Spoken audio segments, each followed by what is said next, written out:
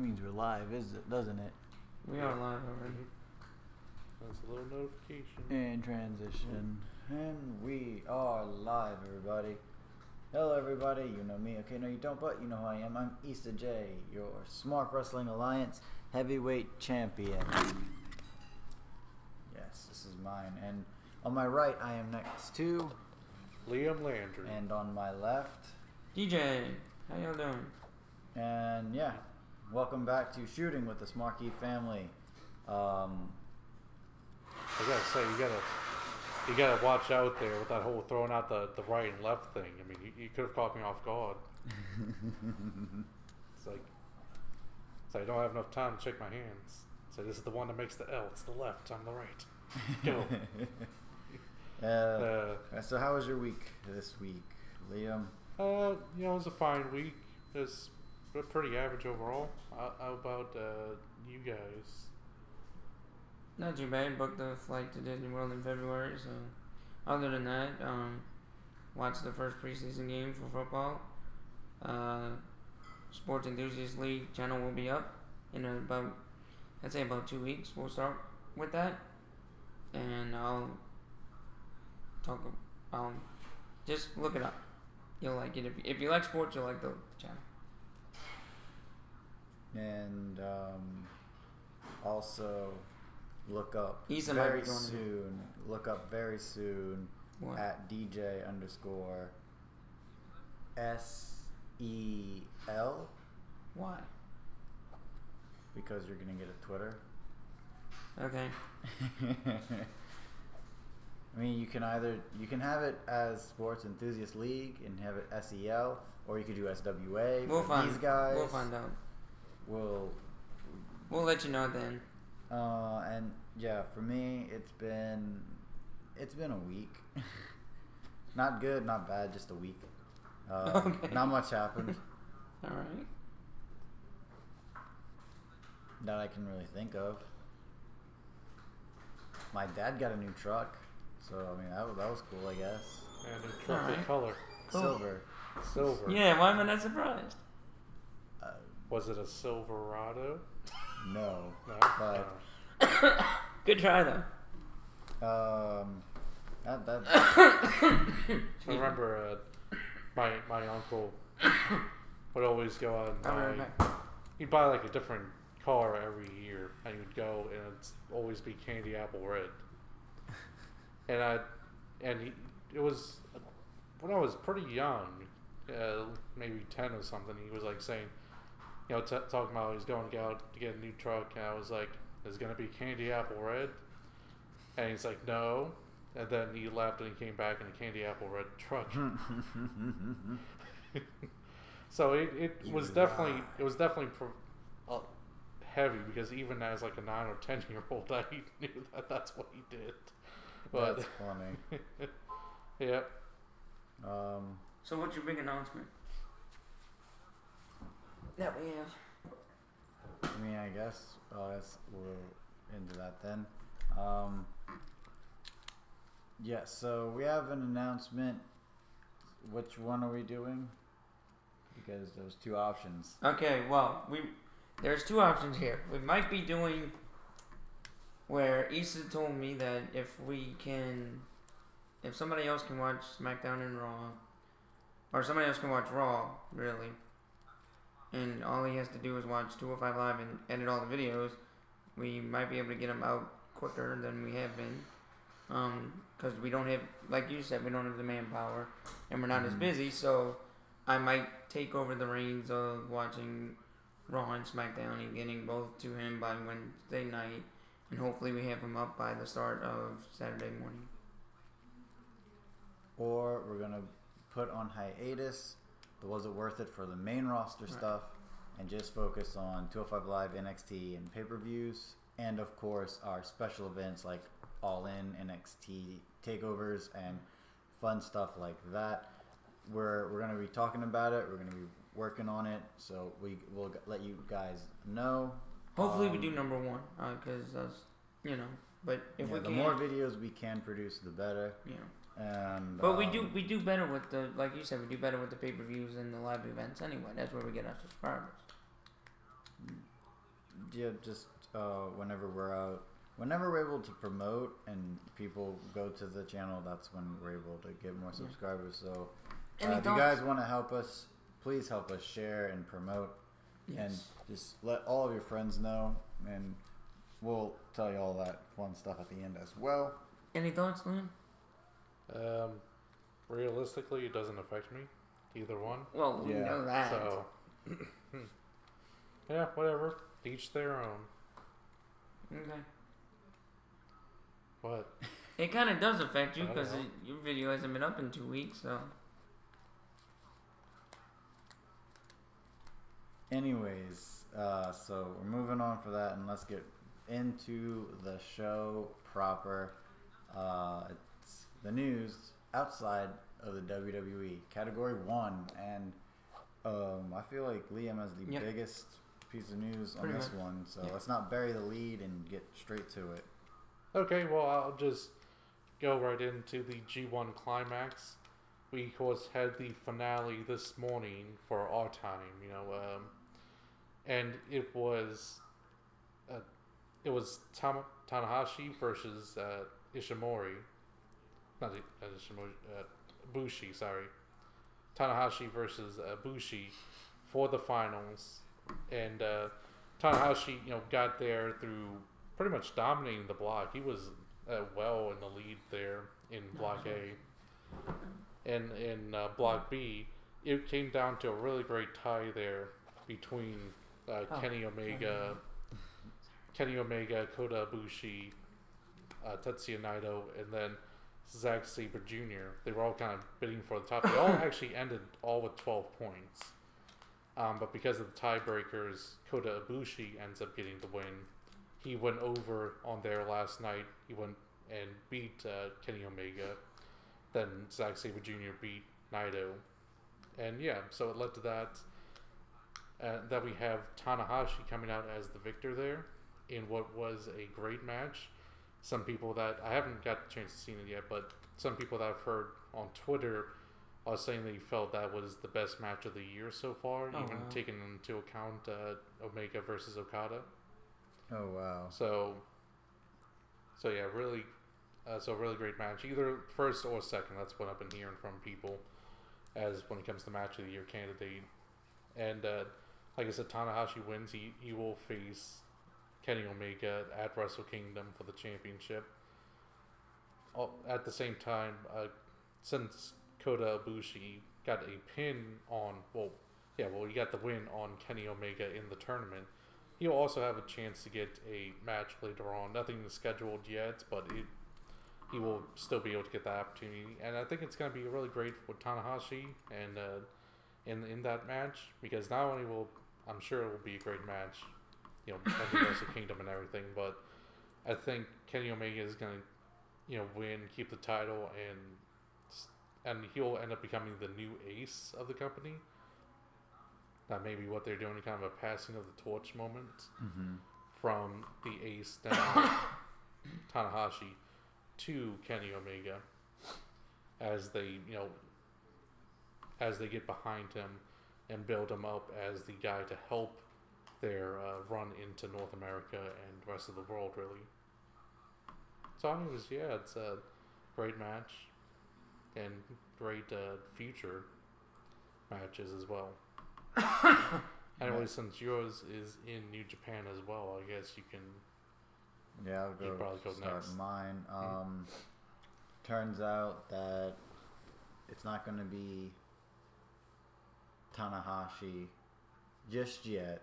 We have to wait for Wrestle Kingdom for that one. Yes. And it's not even going to be Ibushi just yet. We'll have to wait down the line for that one. However, there has been the storyline going on with Ishii.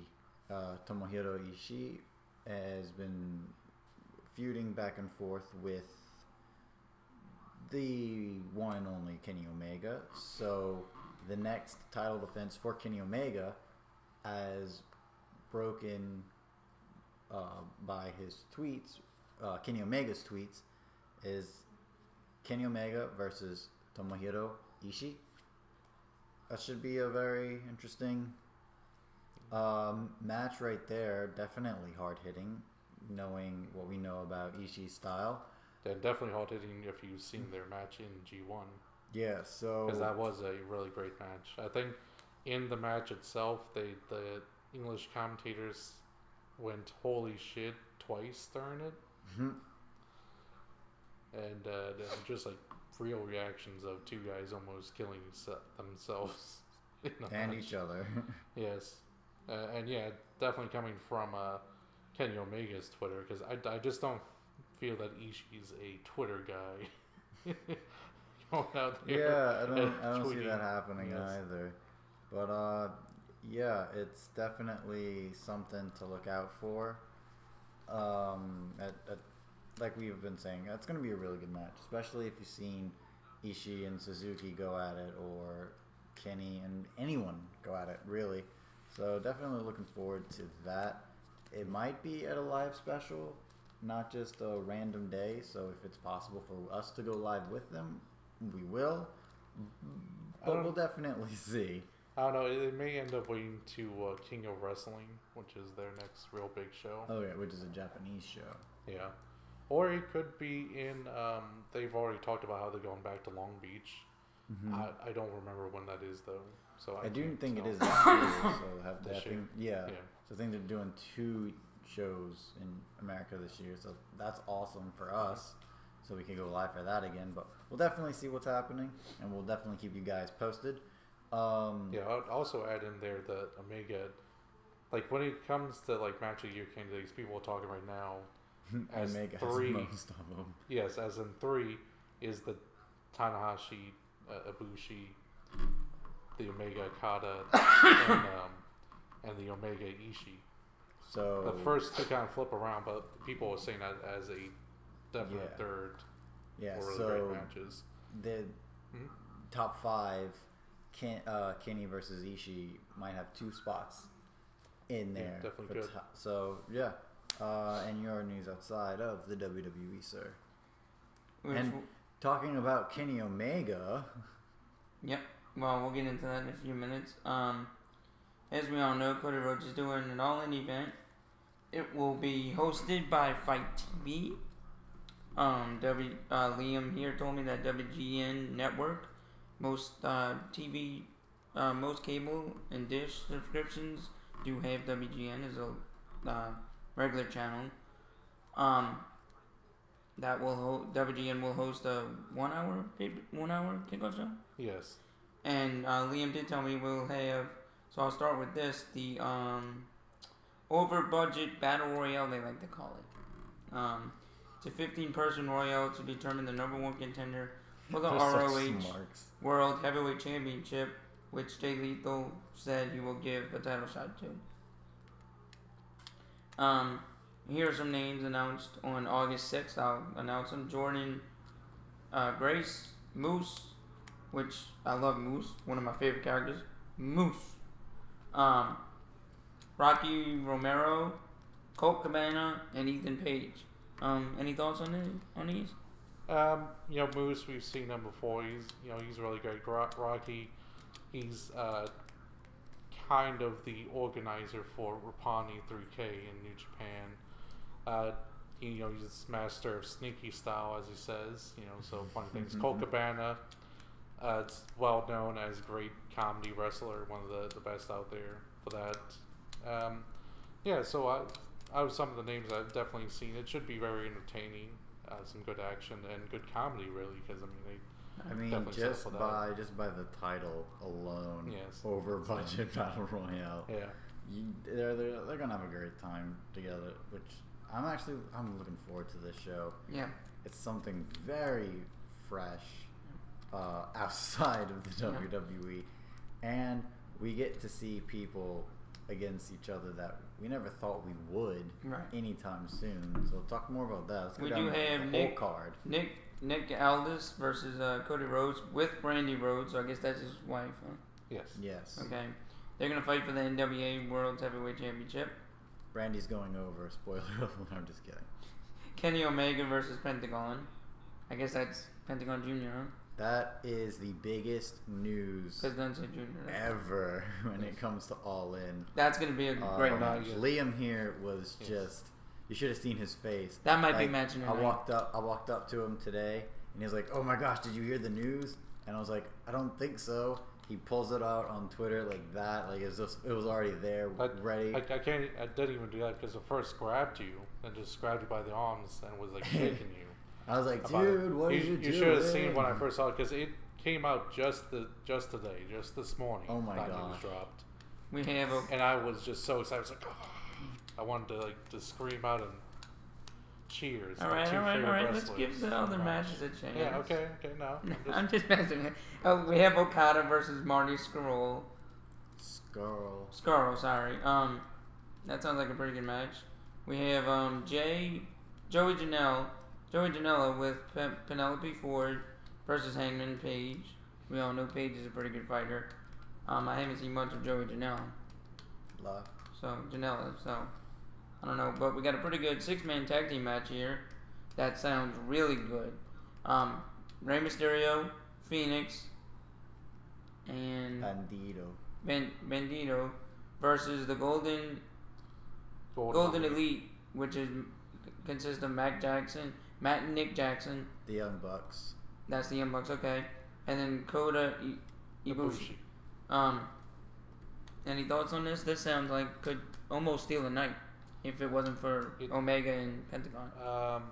This great high-flying affair. Yeah. This is probably going to be my favorite match of the night because outside of the WWE right now, my favorite tag team is the Young Bucks. Okay, cool. Because they are really fantastic. They're multi-champion tag team right now. One with Cody, one with Marty, and one with just the two of them. Wow. And Kota Ibushi, that man can hit you so bloody hard, and he's so great. His match, very fun. Really loves jumping off of things. Yeah, his match against Cedric Alexander is basically what got Cedric Alexander the contract for WWE. So this man can do great things. What was it? Well, it couldn't have been the Omega one. I don't know, but there was one where it might have been Omega because I think that I've seen most of his other matches in G1 but he was guy laid out.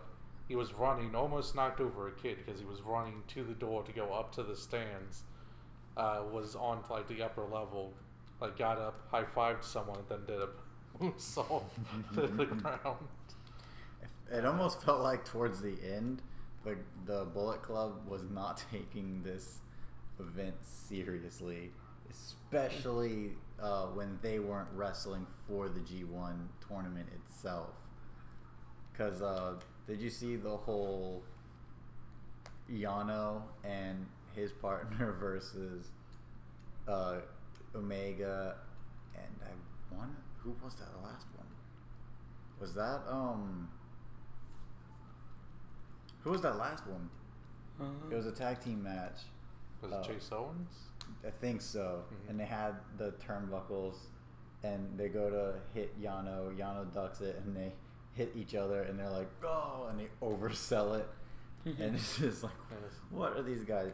These guys are not taking this seriously. This is great. Well, the next match we have is Christopher Daniels versus Stephen Amell, who stars in the hit show Arrow on CW. That should be a fun match. I don't know how Stephen Amell. I don't know how good Stephen is going to be unless he's been training. Like, and of course he gets Arrow. I mean, it's a very physically demanding show right there. Yeah.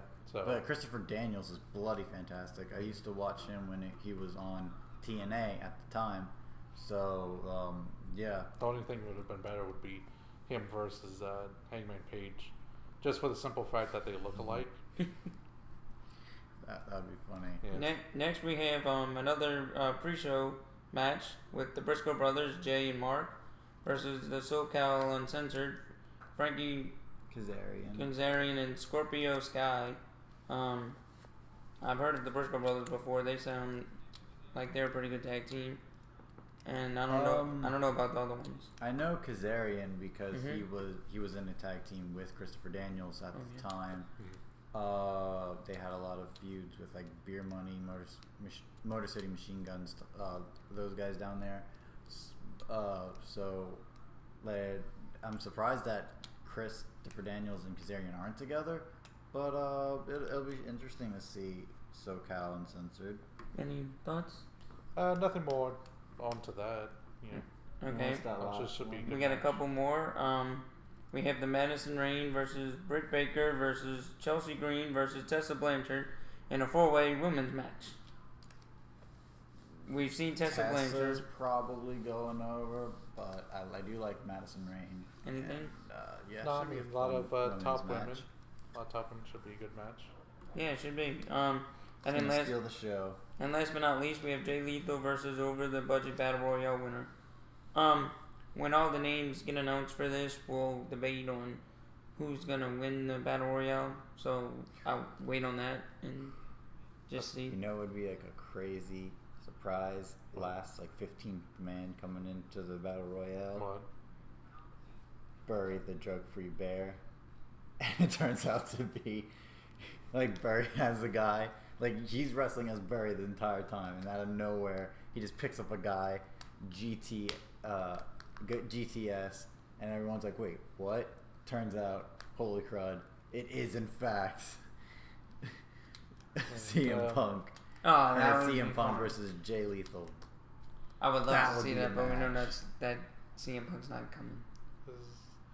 There's only one person in there that would kind of seem to be not going to happen when it comes to the win, and that's, well, what's her name?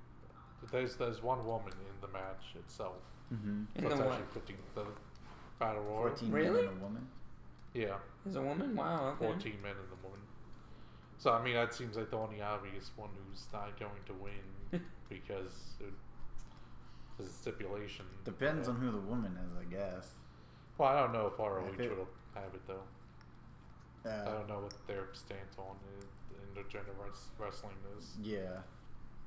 It was, I know, what's that, 3-ring wrestling or something like that. They had a match with Brian Cage and a woman, and there's an intergender championship Tessa there. Blanchard. Because they had a match together. Then it was probably Tessa then, and then there was Pete Dunne and his tag team partner, that's a woman, and they're champions together right now. Yes. So a lot of intergender stuff is coming back and taken more seriously.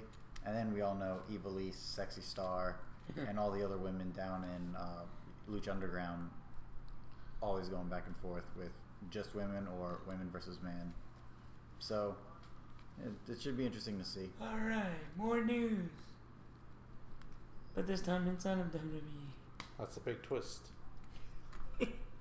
Ooh, what a twist. M. Night Shyamalan is up in here. Anybody got something interesting?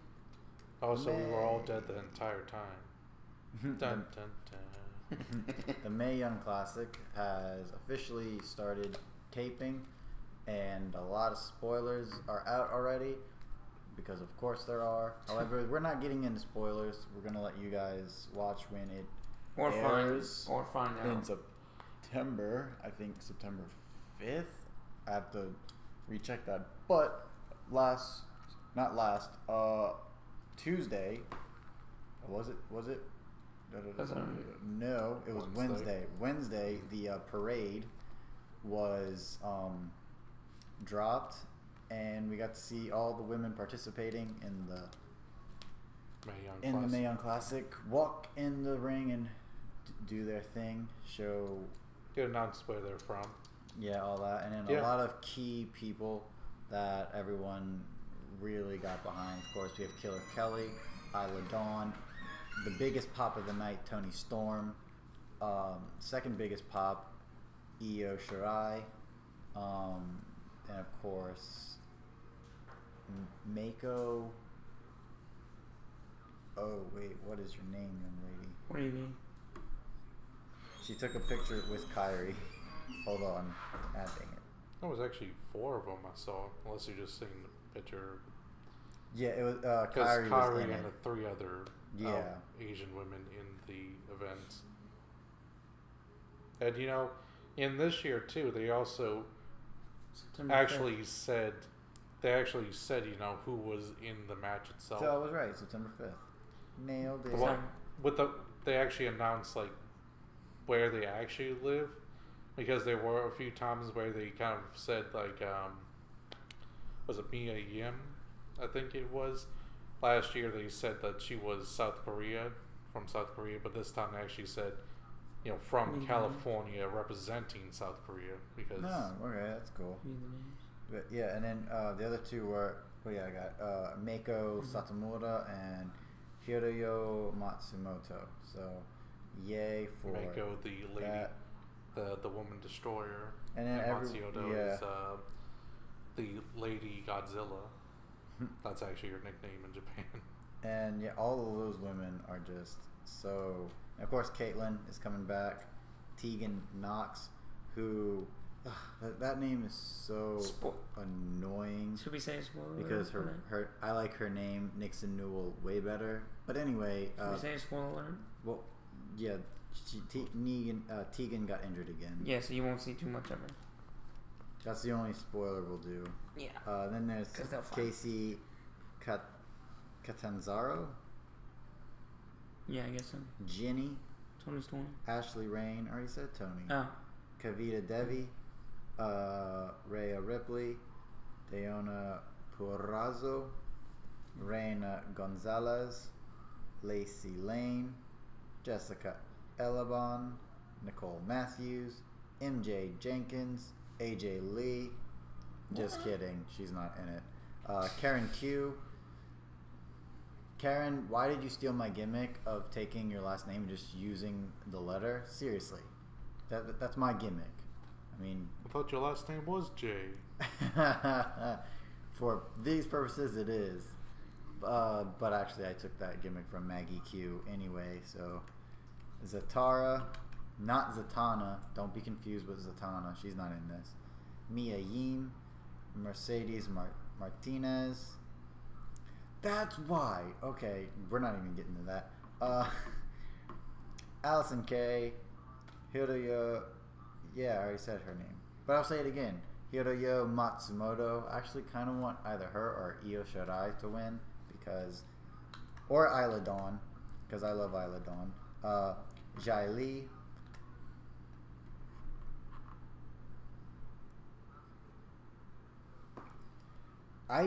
We'll save her name for last. Okay. Ariel Monroe, Rachel Evans, Priscilla Kelly. Rachel Evans is also the daughter of Paul Ellery, I think it was. Yeah, I think so. Mm-hmm. Awesome.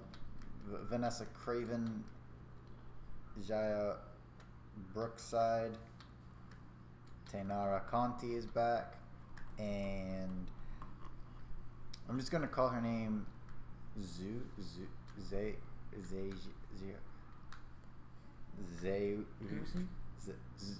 You're now Zeus. You're gonna be called Zeus from now on. Zeus. I like that. Names for 1 second, because there's one that I wanted to point out, but don't remember what the name is. Not Tony Storm? No. Whoa!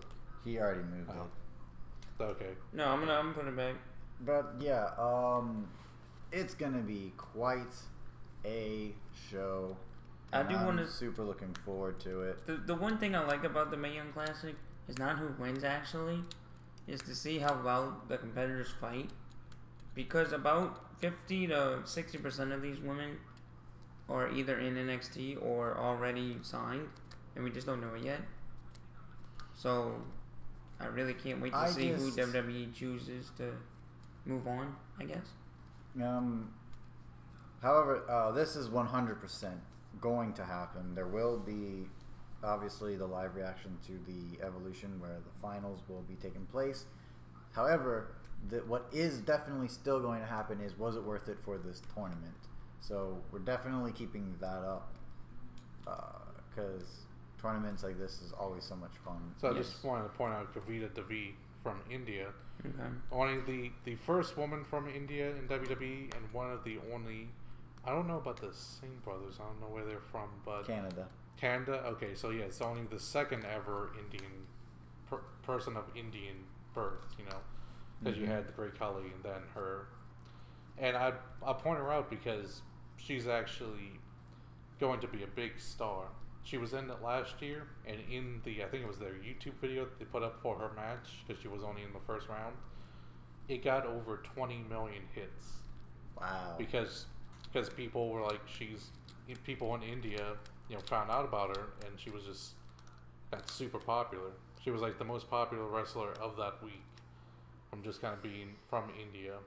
So when she gets out there and they're just gonna have her be. Is Jinder Mahal not Indian descent? He's of Indian descent, but he's from Canada. Canadian. Oh, okay. And I'm pretty sure. I didn't know yeah, they're not even from India. They're Iranian or Iraqian. What? The Davari brothers. Yeah, they're from Iran. But they're also American as well. Yeah. So. But yeah, so she's going to definitely be a big thing when you think she's ring ready and everything. They got a couple of people. Back in the day. I guess maybe. I don't know about WWE though. But yeah, what's your news inside? My news is just covering as I've said before in one of the NXT, Aleister Black is facing injury right now from a live event. And now they made the official statement about what they're doing with the main event of NXT TakeOver Brooklyn. It's now just going to be a match between Johnny Gargano and Tommaso Ciampa. Yes. It's going to be a last man standing match. For the title? Yes, for the title. All right. Tommaso Ciampa champion right now. Okay. That's awesome. To write him off script, they released a video on the WWE.com. Basically, they heard a commotion and ran over to Aleister Black, got taken out by someone, and they actually have multiple videos from different people. I know Heavy Machinery actually did their own videos and stuff, and they put a lot of clues to ideas behind it, because like Johnny Gargano was kind of seen leaving the immediate area.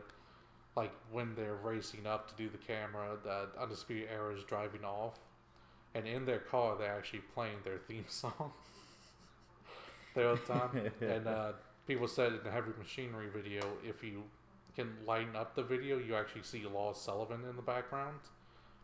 So they're doing a good.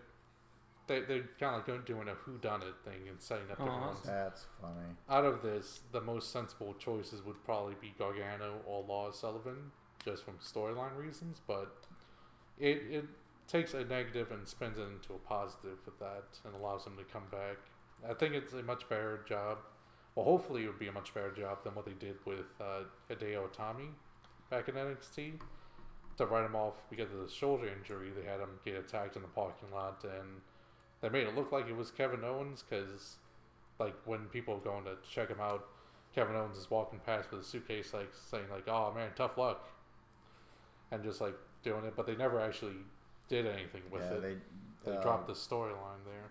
Yeah, Hideo was out for quite a while. Then they brought him to 205 Live, and then he came back Kevin to Owens. NXT before going back up to 205 Live. But yeah, whatever storylines they were planning, they dropped. Maybe because Kevin Owens was supposed to be doing it, but he moved up too soon. So yeah, so hopefully they spin it into a nice storyline and get some good matches out of it. Yeah. And hopefully they don't go. Aleister doesn't go straight to the main roster just yet. But we'll see what happens.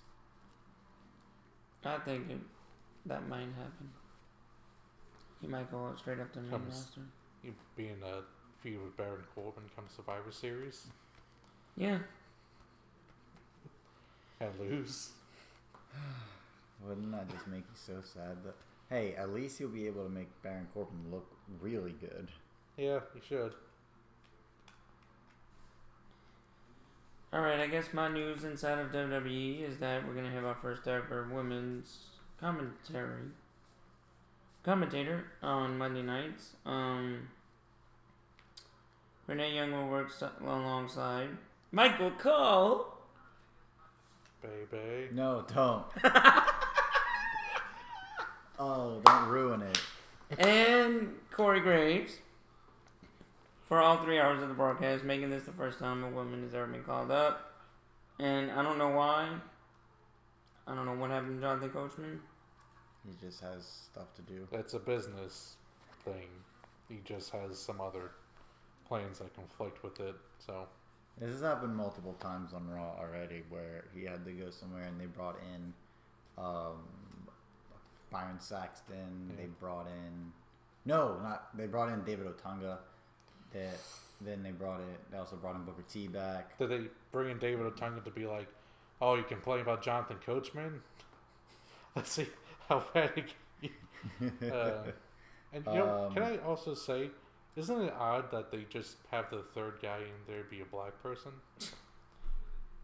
Well, at least now it's a woman. Yeah, but it was like NXT, Raw, Courtesy. SmackDown, 205 Live now too. 205 Live. Courtesy It's like Watson. that's a weird coincidence, but yeah, she has done some commentating in the past on NXT. I remember she was actually there for Alexa Bliss's first match on NXT. I remember how she said Alexa Bliss looked adorable. Okay. But yeah, I mean, she's good. It's gonna be an instant upgrade. I think it was Paul Heyman that actually said that. It's like putting Renee Young on the commentary team is an instant upgrade for the whole show. I mean, yeah, Who's going to do the interview? She's probably the best on the whole thing for Charlie. Yeah, Charlie Russo. She's Oh, the probably guys, yeah. and probably JoJo as well. JoJo, Or yeah. they have a lot of people. I do like Corey Graves. But she's probably the best on the pre-show panels. Just saying, probably the best. Definitely the best. Definitely the best. Yeah. She was really good down in NXT, and she's really good with whatever roles they give her. So this is definitely an instant upgrade from what we've been having. And I think it was Beth Phoenix that was doing the Mixed Match Challenge, but she was also doing a couple things as well with Otunga, and like she shined brightly there too. So yeah, definitely Which looking makes forward to that. Looks good for the Mae Young Classic because it's going to have Beth Phoenix and Renee Young on there. There you go. If the parade showed anything, Michael Cole would be the third person on that. Let's hope not, because he already botched one of the women's names. Yeah, He was so bloody annoying. I mean, anybody could do Like that. I can't fault people for botching names. The names are hard, dude. But- You bought some of the names too today. I mean, so. we had to change the Mexican woman's name to suit. I mean, It's not my you fault her can't- name was that. yeah, but you can't make fun of people if. Okay, I did not have time to prepare. He had months to prepare. He knew that woman's name. He knows all these women's names. And if you still botch a name after knowing it, that's sad. That I just saw that person's name. If I would have So you could learned be the name surprised. beforehand. Because sometimes people don't correct themselves. Like we were just talking about True. beforehand with multiple people in the British wrestling community calling Tomohiro Ishii for whatever reason. What? Okay. Sometimes the British people saying Japanese names, it makes me cringe so hard. Okay, what's next? It's our favorite or best segment this week. Yay! Okay. We sound really excited for that. What's yours, DJ? I don't know. Mine's gonna be the Miz 2-minute segment on Daniel Bryan. No. We do get that match So though what at happened? SummerSlam. No, that's not it. Oh, Because it was just a little thing he did on the set of his. Just a, I mean, if it was good and it was funny, then no, it wasn't. It wasn't anything special. No, but we did have a women's match. That I don't know if it was my best segment, but it was a pretty good segment that I saw. It was a good match until Aiden English came in and ruined it, but I'll give the women their due because the Charlotte match was so boring. Selena Vega and Lana were. It was a really good match. Oh my gosh, she has wrestled more than Andrade Cien Almas on the show now. What is this? No, not more, but they're gonna have a mixed tag match with Rusev with Lana and Vega with Almas at SummerSlam. I guess on the pre-show, we don't know. We'll have to wait and see. But it's really good. Yeah, it's a tag match, mixed match. Yeah, mixed women's mixed person tag mixed match. gender tag match, right? Yeah. And their match was actually really good until Aiden English came in. It's just sad that WWE with the women, the matches are always good. They're just a little slower paced than the men. I don't know why. But if that's the way WWE is going to do it and they still make it look good, then that's fine with me. This match was really good. I don't know what y'all thoughts on Selena Vega if y'all ever saw her wrestle before. I like Zelina Vega. She can actually wrestle. I didn't think that. Yeah. I like it when she does the Hurricane Ranas on the dudes and the guys are really good at selling and they just make her look even better than what she is because she's fantastic. I think she wrestled down in Mexico, probably for CMLL. Oh wow! Because that's where Almas is from. CMLL or AAA are the two big. Are they really gaming? No. Okay, just store them. I haven't ever seen her in the matches, but I've seen her do a backstage interview with two other women, and they had championships, so they were probably women's trios champions. Mm-hmm. So, former champion. Have you seen? You've seen her against Candice, though, right? Yes. And I'm pretty sure, if I remember right, you said that was a good match for what the time they gave it. Yeah, it didn't get enough time, but it was a really good match, though. Yeah, and of course Andrade, Rusev, those guys are class A. I mean, Almas gave AJ Styles a run for his money. You know, a few weeks ago. So. And Rusev also gave AJ a run for his money. So. Yeah, that's true. You're right. I think Almas did a better job. That's just me, but. No, a lot of people said that was a really great match. I didn't get to go see it, but. Yeah, it was really good, but okay. And then, Anybody mine is going to be Dolph Ziggler and Drew McIntyre. All right. In a supposed to be tag team match, but ends up as a handicap match against Seth Rollins. Seth Rollins is the workhorse, and then of course Drew and Dolph are beasts in the ring as well. So all three of these guys put on a fantastic match, a fantastic show. And I enjoyed it from start to finish, and the right team went over here, as Drew and Dolph really needed to win. They've been doing a lot of disqualifying themselves and losing ridiculously, but after a super kick to the face, Dolph Ziggler gets the pin over Seth. And I really do hope that Seth, sorry to say this, especially to all the Seth fans out there, I really hope Seth takes the loss at SummerSlam because I want Drew and Dolph to have all the belts on Raw. I want that to happen. I still do. I feel like they have the charisma and the prestige to make it work. And would you add like a third person? No, just them two. All the belts? Yeah. Tag team, Universal, and an IC. Just them two. They already teased it a little bit, but I want them to pull the trigger 100%. And if it's to take... And how cool would it be to have the Shield versus these two guys? It would just be so much fun. When Dean Ambrose comes back, I think you could do that. Even without Dean, there's still two more guys. That is true. But yeah, and having a feud with Drew McIntyre and Roman Reigns will actually give people a chance to be like, oh wow, this guy can actually work too, and maybe not have him cheered, but at least have him. But yeah, I thought this match was fun. A lot of fun spots.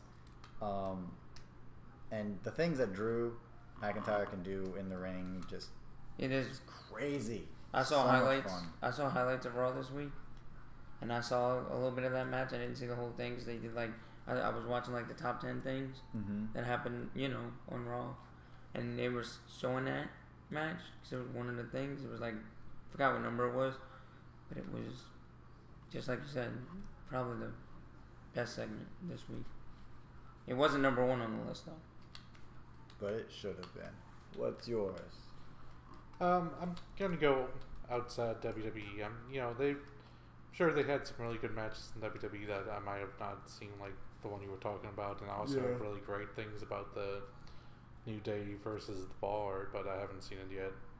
But what I'm gonna talk about instead is really just a look back at the G1 climax and awesome. at overall just looking back at a really great one. I haven't seen any of the other G1 climaxes, but I can't say. But someone who has is Dave Meltzer. He, of course, seen many of the G1s, if not all of them, really. And he was saying that this G1 is the one that you want to see for really great matches, and it really was, especially in Block B. But Block A, a lot of people are more negative on it because it wasn't as good as Block B, but it still had really great matches. And I think, once again, kind of quoting what Dave Meltzer was saying, it's like, if you thought Block A was bad, then you would think like every other G1 from 2012 and before was bad, because it's really great quality stuff all around. The only ever negatives I saw was, the stuff with the firing squad, the Tongas. You always kind of ended their matches in disqualification and all.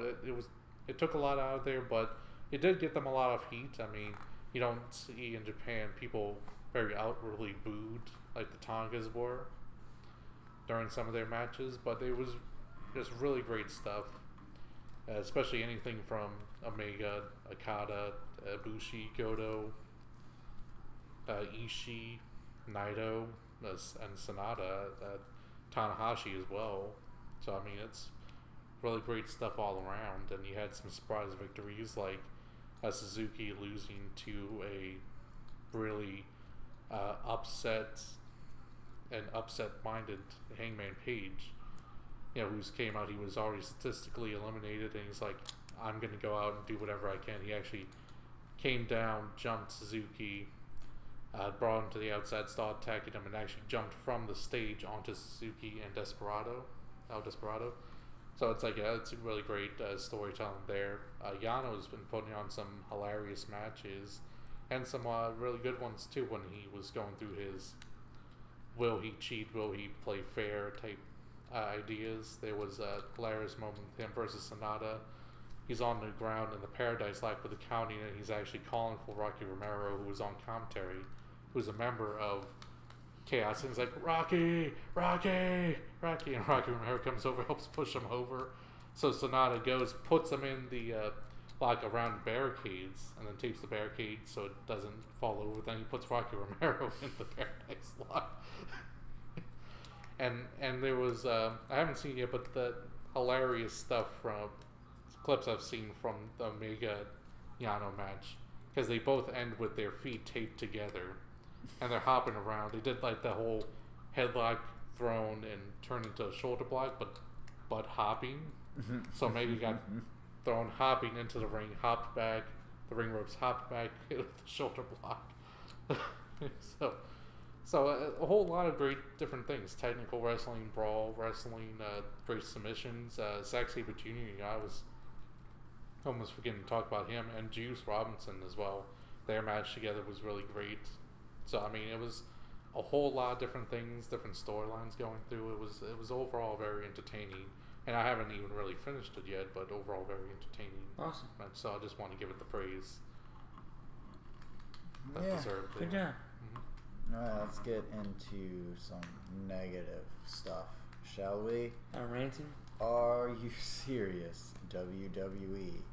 We just get to rant about that bloody company. Who wants to take it away first? Issa? Okay then, I guess it's me. It's for me. I've ranted a lot about what they've been doing to Braun Strowman and Kevin. I've ranted a lot about the treatment of the women, but this week is going to be a little bit different, and it's going to be about the fans. WWE, we have been helping you push certain people and storylines in the right direction, yet you just don't follow what we say. Are you serious? We want to see Roman Reigns be a heel, not go again, and probably go against Seth Rollins and just have them go at it, put on a barn burner. We want to see Braun Strowman be champion already. We don't want to see this stupid feud with Kevin Owens because it's really hurting Braun. We want to see Bobby Roode be a heel because he is really boring as a face. We want to see a lot of people in the mid-card actually have feuds and not just meander around doing nothing. We want to see, and I think this is one of the biggest ones, the women treated properly and with the respect they deserve. It's a lot of annoyances. We want to see Sasha versus Bayley, not Sasha and Bayley versus someone else. There's so many times where, and I want to see Drew McIntyre and Dolph Ziggler have all the belts, but that's maybe just me. Could be a couple others out there. We'll see. Anyways, you have like all this great. Oh, and I want to see Elias be winning everything. But you have a lot of amazing storylines that could be happening right now, but you're just so settled with your tunnel vision with one way. This is how it's got to be, and it's alienating a lot of fans and people. It's making people like us want to avoid the main roster weekly and just check out what they do on the pay-per-views to make it not so stressful sometimes, and that's a problem. You gotta address that, and if you keep ignoring it and just do what you gotta do, you're gonna continually lose the fan base that you have or the casuals. You wonder why people don't watch for months at a time and only check out SummerSlam, Battle Royale, Royal Rumble, and WrestleMania. It's because they're sick and tired of giving you their thoughts and opinions, giving you their emotions towards things, and being completely and utterly denied and ignored. That's a problem, and that's something you really got to fix if you want to continually have a great show week after week. That's my rant. Take it away, whoever. Alright, I'll go next. Mine's kind of based on the same thing. I watched SmackDown this week, and it was one of the worst SmackDowns I've ever watched. I mean, you had a women's match with the Iconics who were making fun of Sasha and Bayley, and they weren't even doing that right. It sounded like it was just so, like they paused for like 20 seconds, and it was like they forgot what they wanted to say. When what he wanted to say was so simple, you shouldn't forget it. You know, what are you doing with the woman? What are you doing with? It's just. I agree with everything Issa said here. I'm sorry it's the same rant, basically, but Brock Lesnar said it best. Who watches Raw anymore? You know, he's sitting there a couple weeks ago, sitting on a chair, reading a magazine, and Paul Heyman's trying to force him to get on Raw so he doesn't get fired. It's like, you know, I don't know. It's like you don't force anybody to. I don't know. It's aggravating. It's like, oh great, I have a match with Selena Vega and Lana. But we're adding Rusev and Elmas. What's Rusev and Elmas got to do with this Selena Vega and Lana feud? I mean, there's no... I can guarantee you, when you make this card for SummerSlam, about 40% of the card will have no reason to really be having a match. You could either make the storyline longer, or you probably don't have much of a storyline. The only match that I'm actually looking forward to that has a lot of storyline is Daniel Bryan and The Miz. It's just aggravating that we have The Bar, who hasn't been on SmackDown in months,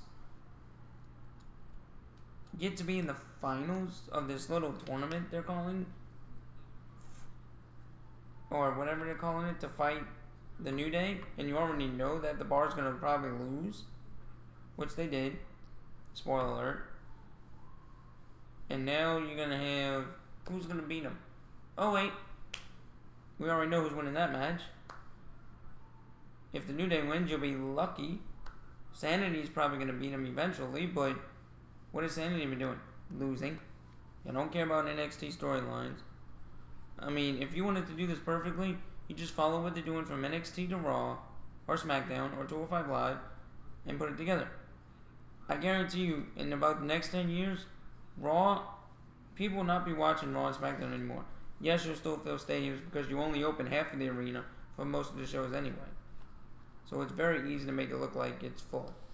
You're going to have a lot more, you're going to have about 60% of the population watching independent wrestling more than you will WWE in the next 10 years. I can almost bet on that. And that's my rant for this week. Liam? Okay, my rant for this week is not going towards the company, but the company's defenders more. The WWE fans that anti anything WWE, anti anything that's not WWE, and won't give it a chance for whatever reason.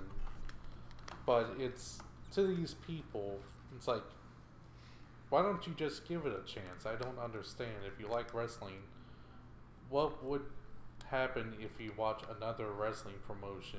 You know, you see it, you like it, or you don't like it, whatever.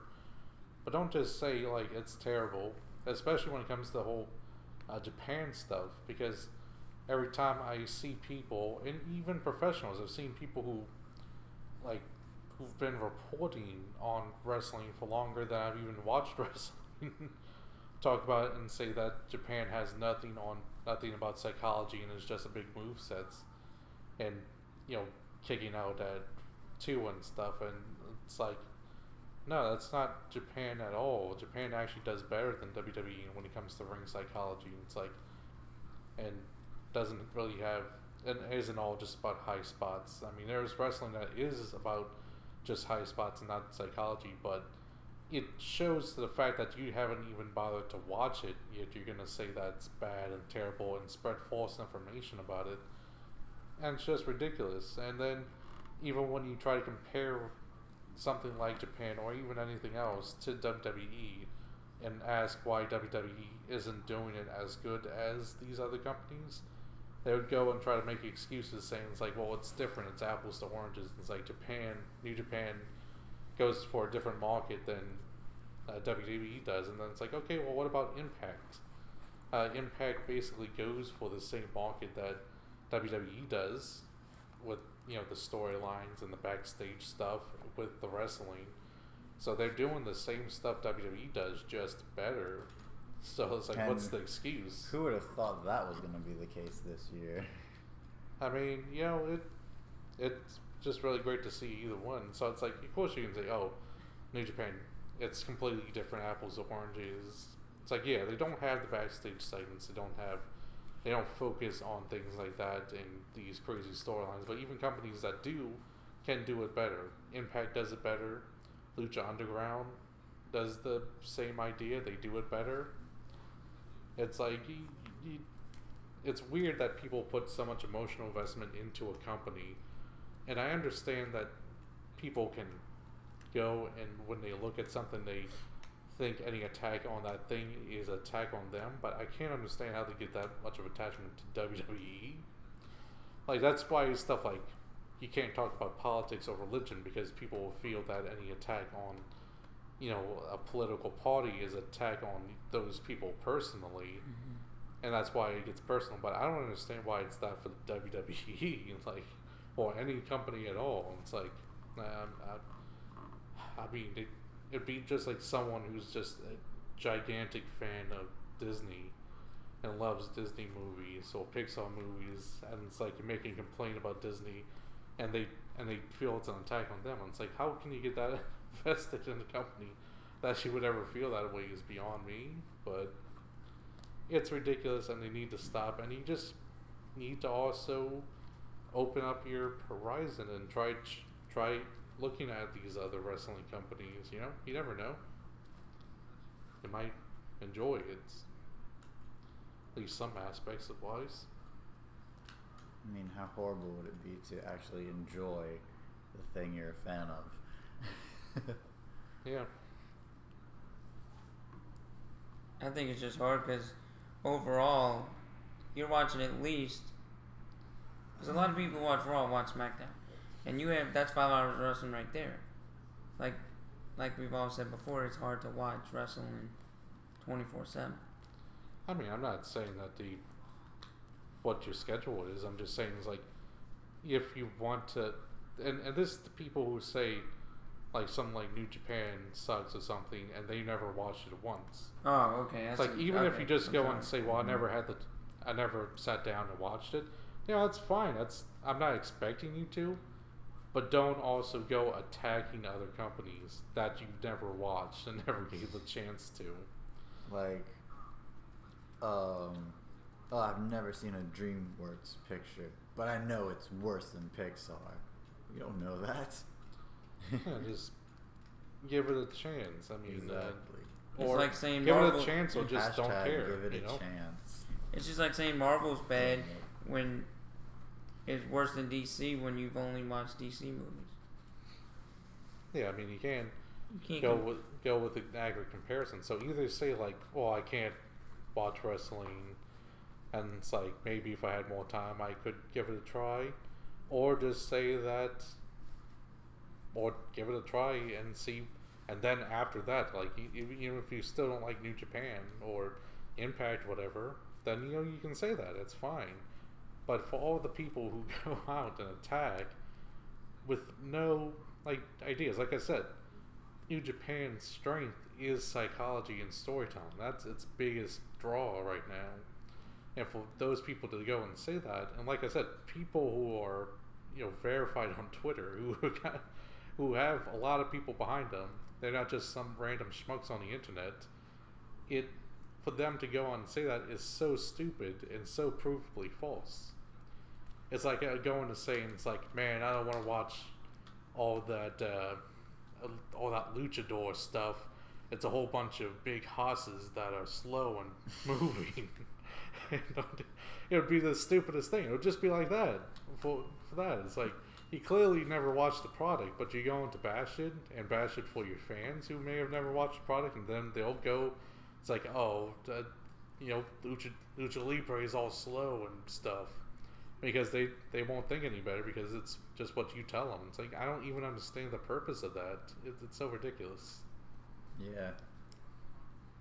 And also, we only attack WWE because we want them to improve on their Hey, we're issues. actually fans of WWE, and we rant and we bash and we talk bad about them, not because we want to, but we gotta let it out, and this is our best medium to do so. And to the last point to that as well, at the same time, none of the complaints are even about the wrestling. The wrestling's has been at its best, you know, really, realistically. Yeah. Sometimes you still don't let guys do everything that you know they can, and sometimes that can be drag, but all the complaints are storyline based. So it's the stuff that WWE is supposed to be excelling at, is the entertainment side. That's actually its weakest quality. Yeah, so, it's either we talk bad about the storytelling, or the fact that they're just not listening to the fans. Like and they're not listening to storyline purposes. Right. It's like no one's saying Roman sucks in the ring. People are saying Roman is badly booked and is mishandled. Mm-hmm.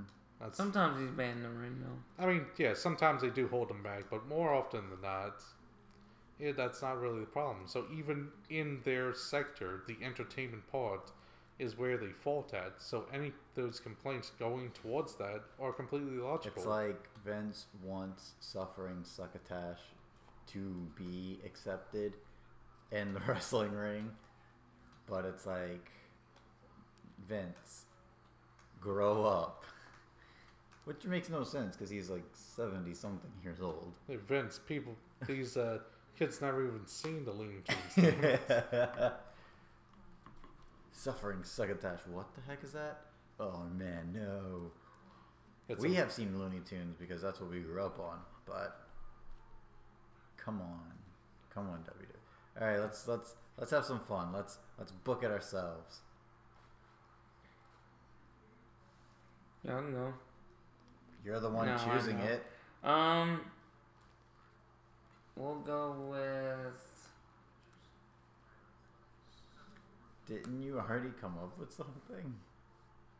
Didn't you say you were gonna book about Braun Strowman? Yeah, I was thinking about that, but no, we'll go with. How would you? And we've probably done this one already, but we'll do it again. How would you? For what we all ranted about, basically, because it's on the same. How would you make storyline? Well, yeah, we'll go with that. How would you make storylines better? So you want us to book like, storylines? Just in general.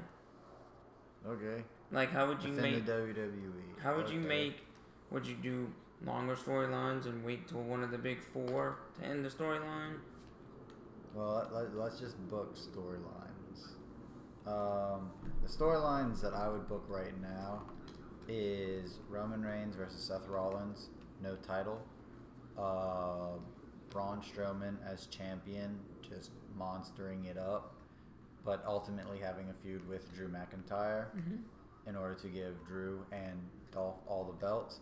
Have the B team in a proper feud with Dolph and Drew, so that way they can have all the belts, and have Woken Matt Hardy going up against Titus Worldwide, so that way we can have, because I feel like they're the only, or have the Woken Universe going up against Fashion Police when Fandango is back from injury, so that way we can have a very fun Hardy Compound segment, because they'd be able to do a lot of good there. Sasha versus Bailey, Ember versus Alexa, and Ronda versus either Natalya or Shayna. That's all the storylines that I would book, and I feel like those are the storylines that would actually get proper reactions. And yeah, there's a lot of people that fall along the way, like Elias, unfortunately, Bobby. Did you just say Bobby twice, or did you mention Bobby Lashley and Bobby Roode? Both. Okay. Yeah, I did say it twice, but it's because I just didn't know if it was by mistake or if it was intentional. Yes, okay.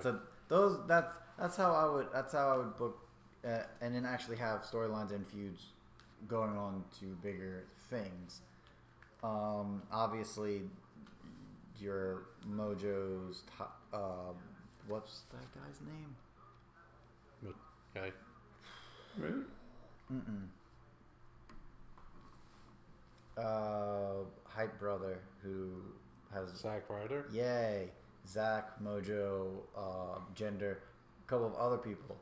Unfortunately, you need jobbers. So I'd have them randomly facing off against all the bigger guys, like the bigger named guys, and virtually end up losing matches, possibly having little other feuds down down the card. Would you make the feuds? else, Would you at make, least have them in high profile matches? Let them show what they can do.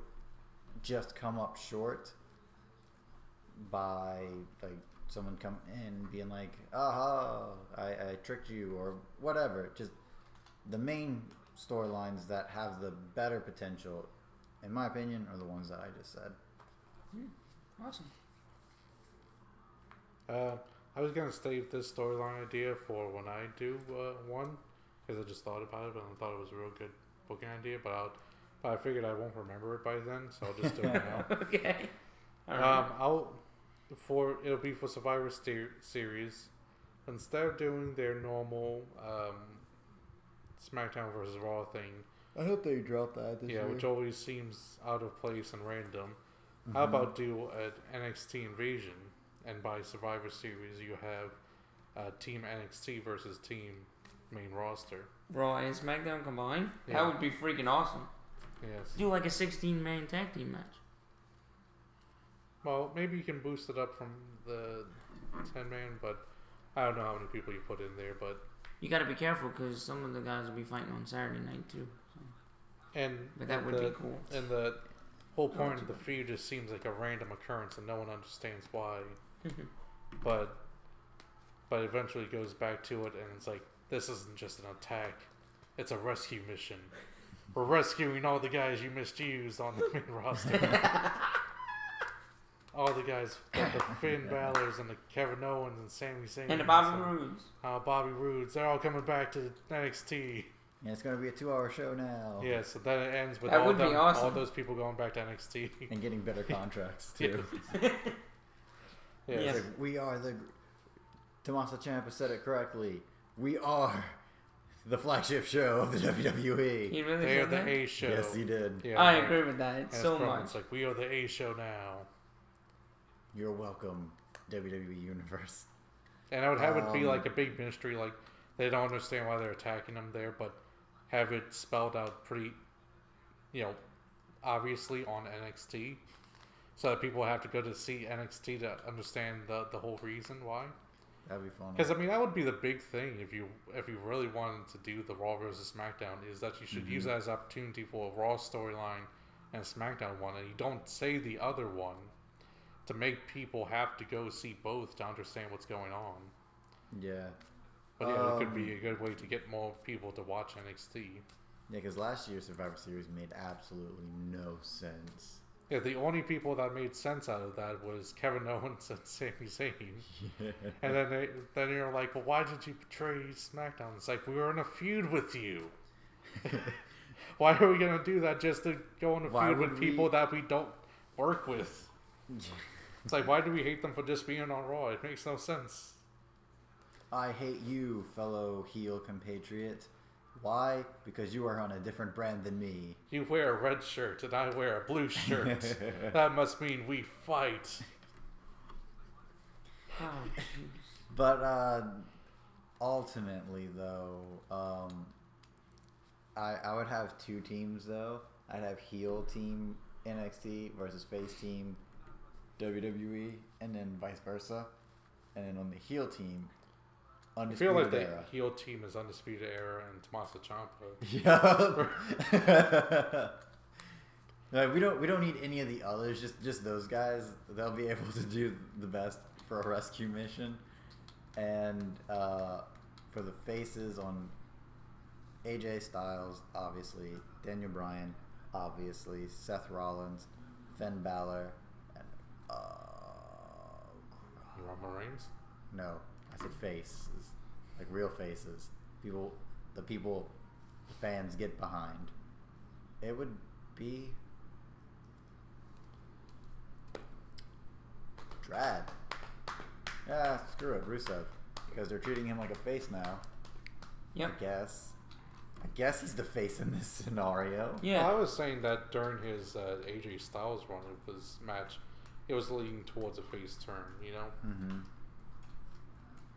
Because Aiden English is going to be the heel in that. Yeah, because Aiden English used the heel maneuver that cost Rusev, and he wanted to win fairly, you know? Mm-hmm. So. And then, Anything else? on the other side, after he gets better, it'd be Johnny Wrestling, Aleister Black, Ricochet, ECT, and Velveteen Dream. Yes, I know they are heels, but everyone treats them as faces anyway. I don't even know about EC3. I mean, he's feuding with Velveteen Dream, and he also had a match against Kona Reeves, who's a definite heel on that one. What? It's also really funny because didn't they have a video package together? Velveteen and EC3, like at a pool or something. Yeah, they had the sit down for their match. Okay. Their upcoming match, where EC3 ended up throwing him into a pool because Velveteen Dream was trying to, like, he dropped his sunglasses, like, and EC3's like, don't worry, I'll pick it up. But then, like, Velveteen Dream went to go push him, he's like blocked him, and then Fireman's carried him into the pool. It's like no one makes a fool of EC3. But yeah, and it's only because Velveteen is just ridiculously over. Oh, it's crazy. And then the heels, Kevin Owens, Sami Zayn, Randy Orton. I mean, Randy Orton's a pretty hot heel right now. Yeah. He's a heel. Samoa Joe, Randy Orton, and Shinsuke Nakamura. Why not? Yeah. You gotta put Nakamura in there. That's a good one. I mean, all those guys would have a fantastic match. Bobby Fish healed yet? No, he still had a knee brace. Well, I mean, I don't know. That was all taped. Is he still on crutches? No. Yay! Just a knee brace. Yay! And jeans. Yay! All right. That's good. What's That's next? good. That's next taped, segment? so I don't know what he is now. Yeah. Maybe it would be better. Is that our mailbag? No, next is what do you think? Where one of us ask the other guys, what do you think about this topic? Liam, it's your turn. What do you think of the Madison Square Garden selling out for the G1 Supercard? Not surprised. I knew it would happen. I'm super happy. And it sold out pretty fast, you said? Yeah, 60% of all the sales happened from just the Ring of Honor pre-sale. Then they had the Madison Square Garden pre-sale, which was another 3,000, and then 3,000 the first day of sales. So. And my mom always asks me, why you gotta buy so quickly? Why you gotta buy so quickly for WWE? Because Raw sold out. The Raw after WrestleMania sold out in like, what, a week? Something like that, or Something a couple days. I wasn't keeping track of it. But it sold out rather quickly. And for this to sell out in less than a week, that's pretty amazing. I mean, I'm not surprised. But 3 hours. No, not 3 hours. Was it like 20 minutes? It's like 28 minutes. You're talking about All In? Yeah, All In was sold out. It was under 30 minutes. Yeah. Under 30 minutes. But they never, And then the CM Punk was less than that for his thing at They also sold out the All Out show, or the All Out party, which is hosted by Flip Gordon. Okay. Because he's not going to be an All In, so he's doing an All Out party. I mean, that's Chicago. He can't, can he? Well, right now he's not, but who knows? Wait. Unless he comes in and interferes in the Cody Rhodes match. He's the one who Cody Rhodes said, "I don't want you in here," because he's friends with Brandy. Yeah, I mean, when you think of it though, in that match with Cody Rhodes, like, Brandy gets hit, so he runs out of the stands to go help her out. But anyways, I should also add too that it's been 6 years since the last time WWE sold out Madison Square Garden. Madison Square Garden, I don't know how many seats they would normally have, but for this show they had 13,000 seats, which is 3,000 more than All In actually had, because they only sold 10,000.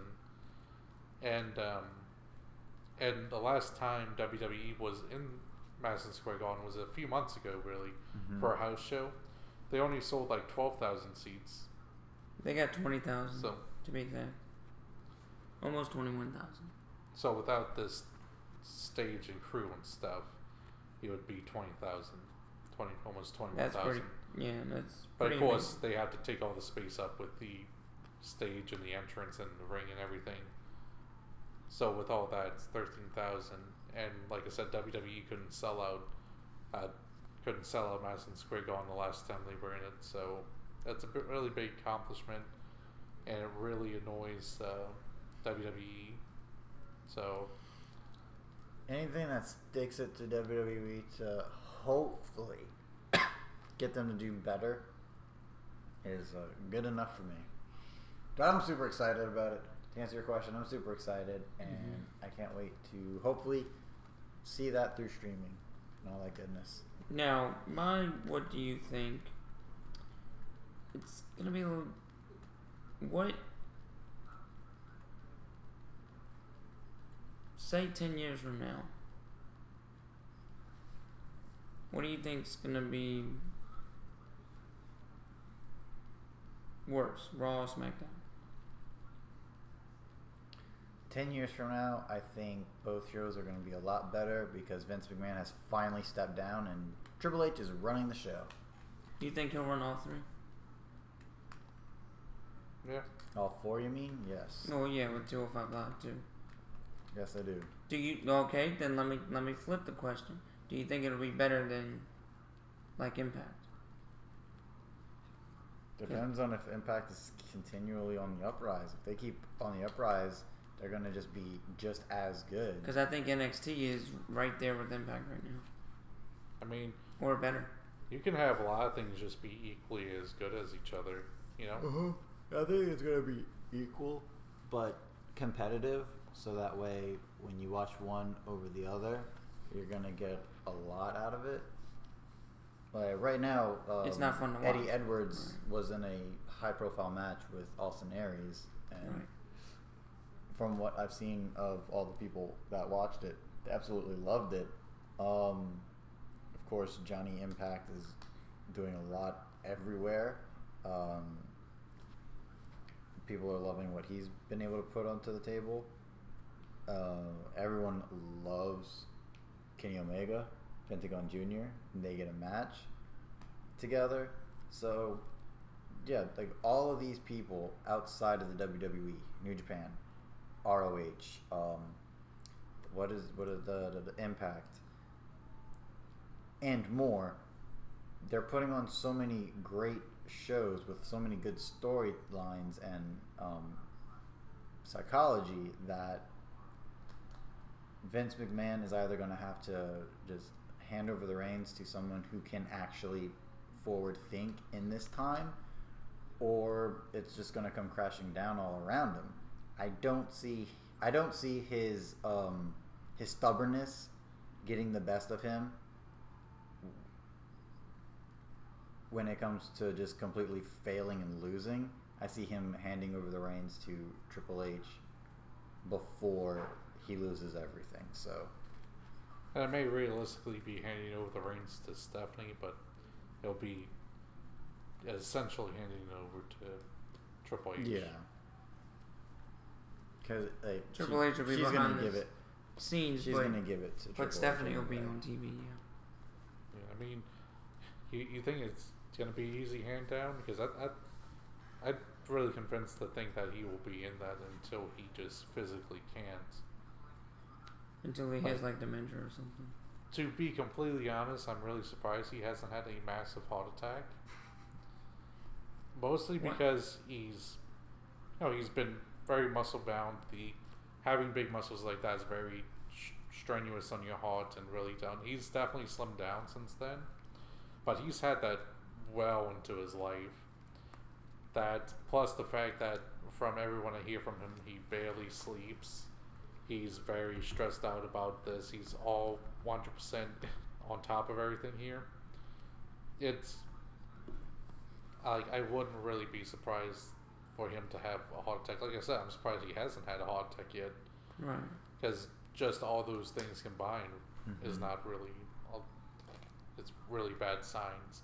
And I will say this: I don't want him to have a heart attack or have anything bad happen to him. I just feel that he's not going to step down to that because he's that much of a control freak and so controlling of that. I don't know if he can just hand it over easily. He has to just feel like he can't do it anymore. Yeah, we'll see what happens. Yes, of course. Also hope for all the best for him and his family. Yeah, definitely. Yes. My question to y'all is, what do you think about a lot of the wrestlers nowadays just saying they don't want to go to WWE? They'd rather try to make it on their own. I think it's logical, you know?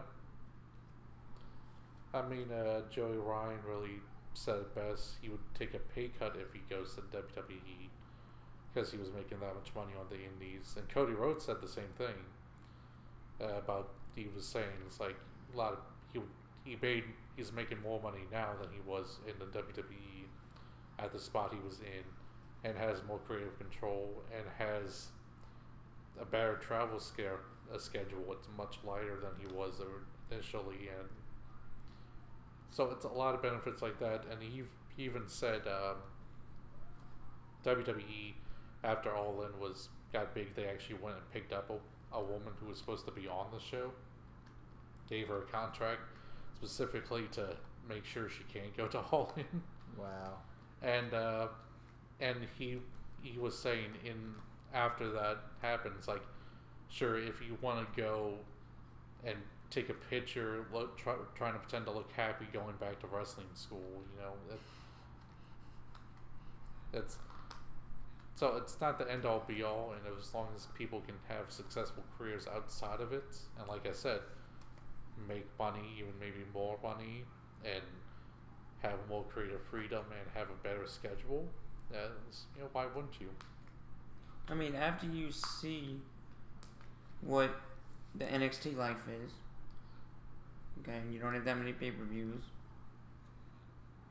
you have a lot of, you know, 3 or 4 times a month before, 3 or 4 times before the next pay-per-view you fight, or you go to the main roster and fight every day and be used way worse than you are in NXT. I mean, NXT also has a lot of house shows too.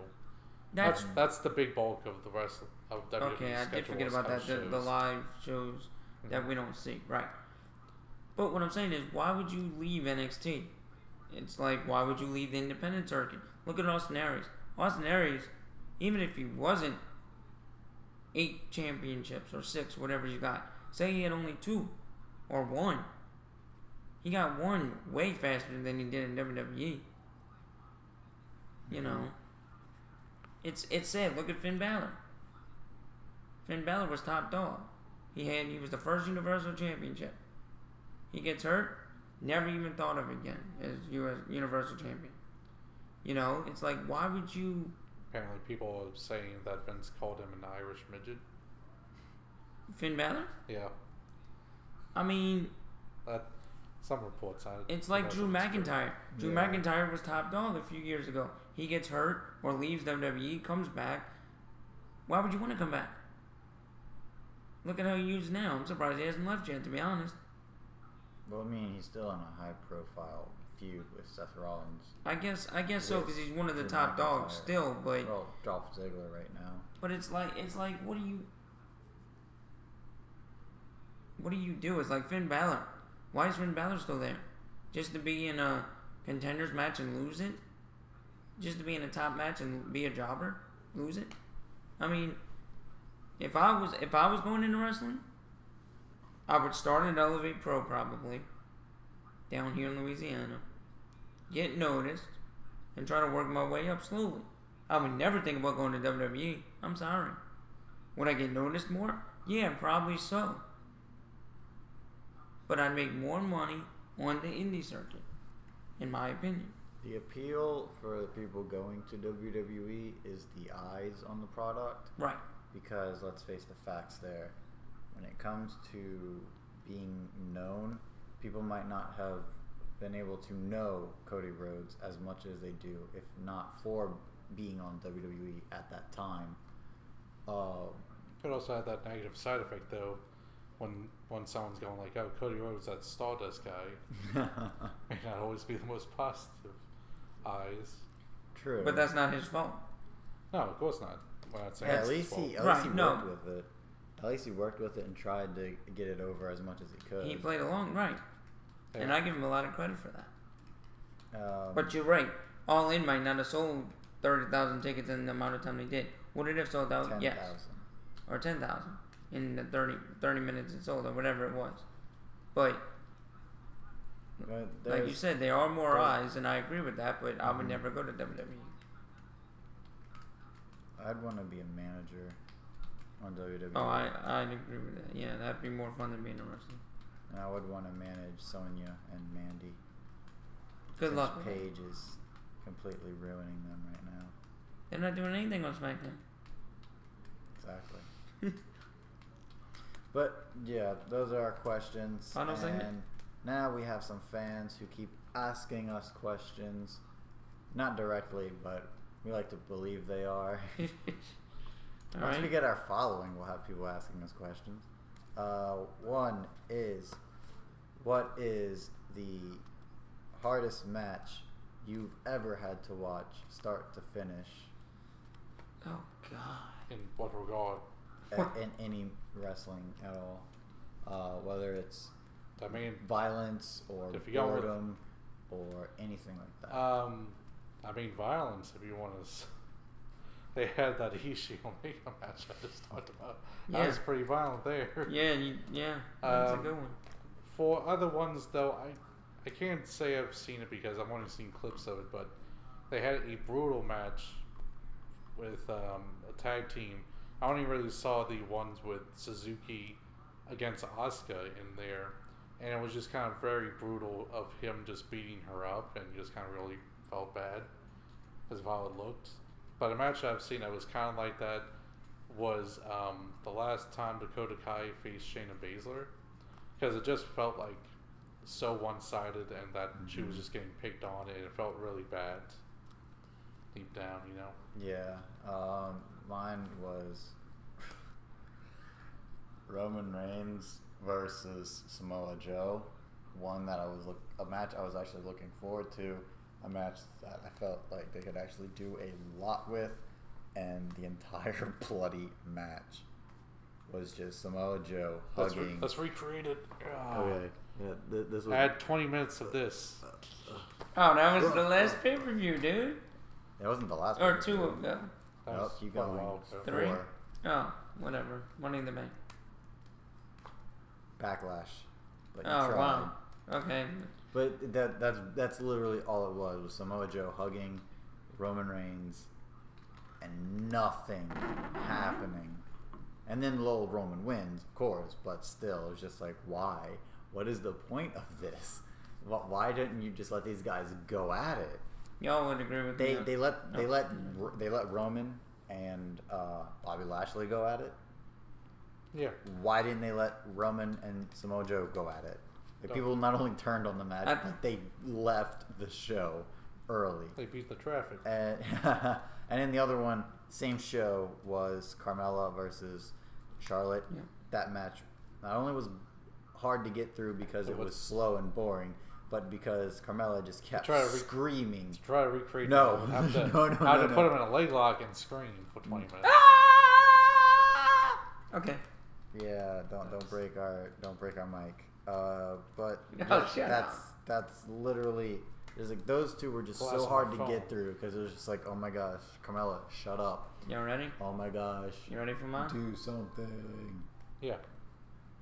My name is Paul Heyman, and I'm the advocate for Suplex City and an F5, because that's all my advocate can do. Brock Lesnar. Boring matches ever. Short?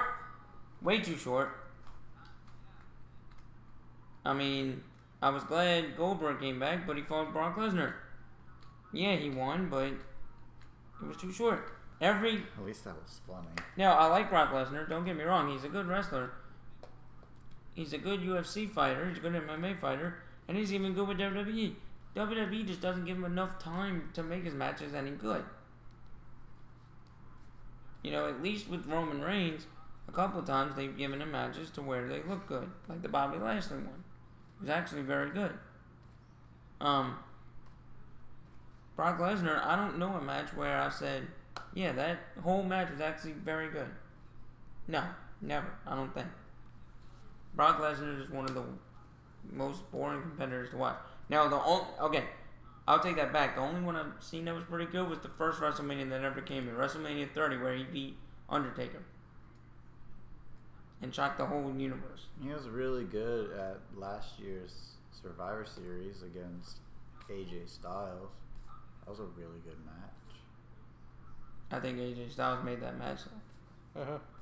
Well, obviously, but that's still the a thing. good match. That's the thing. Brock Lesnar cannot. He's like a Daniel Bryan. Daniel Bryan made the. Who was it? I can't even. Cass. Big Cass match. Thank you very much. You see, Brock Lesnar doesn't have enough moves in his arsenal. No, he just doesn't want to wrestle anymore. You think so? He's just doing it for the paycheck. He put on some really great matches back in his first run. Mm-hmm. Like a really great one against Kurt Angle on SmackDown, an Iron Man match he had. It was really. It's noted as one of the best SmackDown matches in history. So he's just doing it for the paycheck. That's a shame. Yeah, he's tired. I mean, he just doesn't want to do it. And that's WWE for you, not saying, well, you're not going to wrestle anymore. And it's just, there's a lot of stuff. What do you hear, Liam? I hear people talking about what do you think the idea of heels getting over with stuff that's kind of controversial or pushing the limits? What do you mean? Well, in recent you had Tama Tonga get over. He's in character. He calls out people, including calling out veterans. Like, I think a veteran, like a Navy veteran, like insulted him, and from what I've heard, Tama is a veteran himself of the military. But like someone was, like if someone's calling him out and he was a veteran, so he was like making remarks of saying, it's like, I bet you wish you died instead of your friends.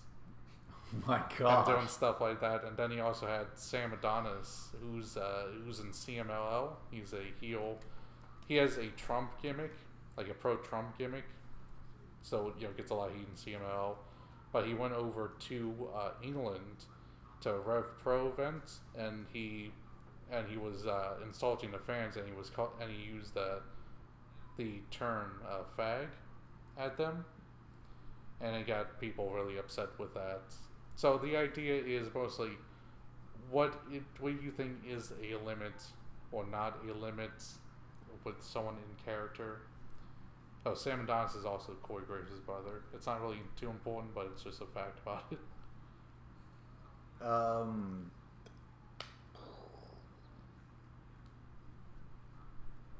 That was just. It's hard to know where that limit is, Because mostly I go with the fact that they're people in character, and it's like, when it comes to a character, it is hard to find out where that limit is, because like way back in the day, you've had a psycho lesbian stalker who sexually assaulted someone, or even going back further, there have been multiple racist gimmicks. I know sexist gimmicks. I know sexual predator gimmicks. I forget his name. The guy from Wrestling with Regret. Brian Zane. Yeah, he's his trainer actually had the gimmick of being a South African apartheid, and he would actually do like I've seen before clips where he would go into the ring and there's a black ref, and he said, I'm not going to wrestle this as long as there's a black ref. I need him to be a white ref. What? And say things like that. And so, there's tons of times people have gotten gimmicks before. The whole Triple H versus Booker T. Or Triple H versus Kane. Yeah. And there's also a lot of thing about the changing times is how people look at it too. I saw someone who was like very upset about the Sam Adonis situation, saying that he shouldn't get booked before, but their profile picture was that of Roddy Piper, who had a feud against Goldust, where the whole point was is that he was being homophobic, and he was actually the face of that. and I believe he said homophobic things in his personal time too, like against I wouldn't be surprised. And then they also had the thing where he painted half his body black because he was feuding with I don't remember who it was, but it was a black guy. So he was doing a feud where it's like he turned around and he's like doing the black guy's stuff, and then it's like his response. But it's like it's definitely changing times, but it's also a little weird that people don't know that. Like I felt like should I tell this person about Roddy Piper? Yeah. Also, like one of the ones that I clearly remember was Dawn Marie and Tori Wilson, where Tori was not only blackmailed into lesbian sex with Dawn Marie, but her dad dies, and it just becomes this whole weird storyline, and it's just very uncomfortable. That's like another thing you don't want to show people. It's like, oh, you want to be a wrestling fan? Here's what wrestling used to be. It's not that anymore, I promise. The line is so blurry, and even though times are changing, the line will always be blurry because we never know exactly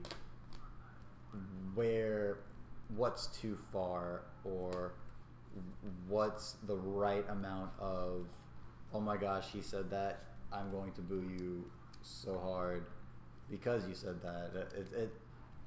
And also, most of the time it is a character being portrayed. It's not the actual man's And it thoughts. normally goes with the concept that the character is out of character for the actual person and being the actual reason. I mean, when it comes to Sam Adonis, you can definitely know that he's not a pro-Trump guy because he's using the idea of being pro-Trump as a heel.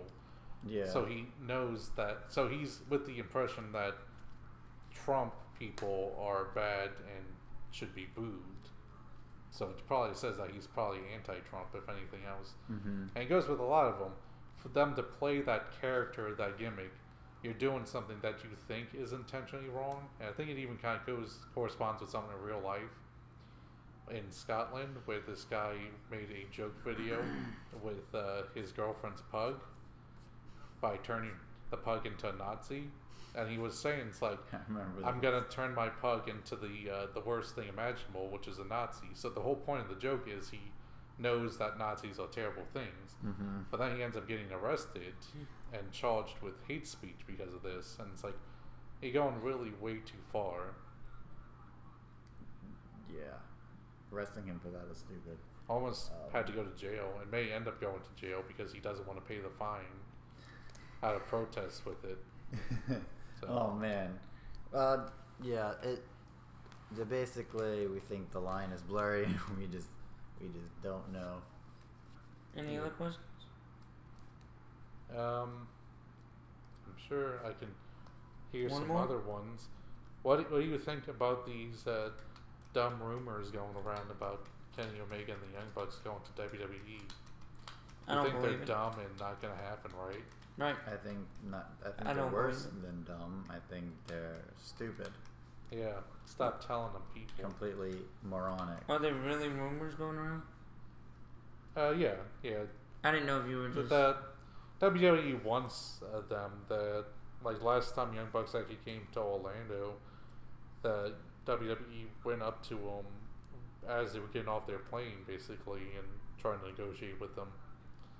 But it's very unlikely. I mean, and the only reason that they want them to go is just to hurt the Supercard event. Yeah. Really? Yeah. Wow. WWE wouldn't want them, especially not the Young Bucks. That would be insane. Like, you think of what Vince McMahon hates. He hates tag teams. He hates small guys. He hates people who get stuff. And he hates people who get over on their own. That's what the Omega. It's taking all the rage boxes for the Mr. Bucks. McMahon. Yeah, no, not at all like it. That's what I'm saying. He's just doing it to sabotage the Supercard. I'm sure he's like I've said, they already offered a contract to a person to make sure they don't go to All In. And there was a big dispute because Rey Mysterio was getting a new contract with WWE, but he was arguing that he would only do it if they carve out a spot for the contract that he can go into do All In. Do you think Rey Mysterio will end up getting that contract later on, or do you think they're just like cutting ties with him just because they're petty? Good. I mean, they're very petty. Very petty. I wouldn't blame them. I mean, look at what we've been saying. You can make more money outside of WWE. Yeah, but yeah, it's like even bringing in the Lucha Brothers, Phoenix and Pentagon Jr. just seems like a way to sabotage everything else, because I mean it's not even like they would have to spend a lot of money to buy out their contracts for Lucha Underground in order to be able to do that. I don't see that happening, and the fact that Lucha Underground is allowing them to do All In, which is going to be displayed on Fight TV and stuff, is just crazy. I mean, it's definitely, like I said, it depends. It's definitely more people that they're not going to use. But out of all these people, Omega could probably be the one to get the most success. But all the other ones, I would feel, is just not in Vince McMahon's camp, and he wouldn't care about them. Yeah, and then if you want to take but those, at the same time, Omega would still never get to reach the potential he would in Japan. And there's also the fact that he lives in Japan most of the time. He loves Japan. He's definitely a guy who not only loves Japanese wrestling, but anime and video games. Yeah, so that's definite. You can definitely tell that. He'd probably get thrown into the New Day. Yeah, Lucha Brothers be thrown in with Lucha House Party. We don't need that. We need Lucha House Party to break up already, because they're not doing anything with 205. They're not doing anything in that scene. They're not doing a trios champion or a tag team championship. If they were gonna do that, they would have pulled the trigger already. It's just, yeah, like we've all been saying, there's no point for these guys to go to WWE. No.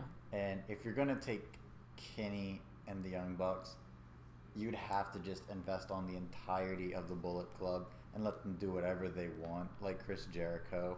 Just let them do whatever they want outside of the WWE and inside of the WWE, because Marty Scurll, Cody, Hangman Page, the Firing Squad, and the Tokyo Pimp, like all of these guys are just doing so much outside the WWE right now that there is literally absolutely no point in them going there. Right.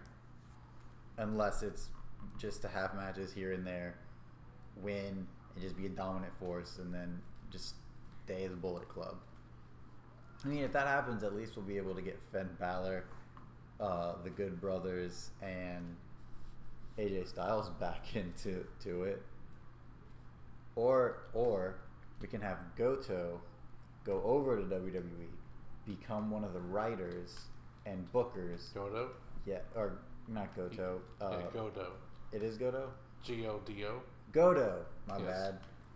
Goto, have him go over there, be a writer and a booker, just for about a month or two, and just have Shinsuke start up the new Chaos, AJ start off the new real Bullet Club, or maybe I guess you can't have Bullet Club in Chaos, but have something, and just have a whole 4 to 6 months of faction wars, because There's that's Nakamura fun. leading Order to the ring. Anything else? I guess the last question that I've seen around everywhere is, what is the appeal to wrestling? Why are you a fan of wrestling? I'm not really a fan anymore. I'm more of a fan of our YouTube page and getting out to the public more than a fan of wrestling. I'm a fan of wrestling just for the fun stuff. Mm-hmm. So I mean, that's why you're a fan, because partially. it can be fun. Partially. I'm not a fan. Most of the pay-per-views, I'm only a fan of 30% of it. The other 70 can go bye-bye. The storylines suck. Everything's. I'm not gonna say everything wrong with it. We already know everything wrong. Watch Impact for a couple weeks. I mean, you'll be a fan again. That's like saying that you're not a fan of food because a restaurant has some dishes you don't like. You know.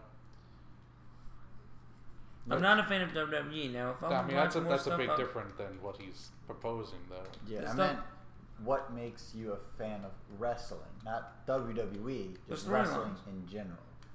No, I don't like I don't watch it for the wrestling.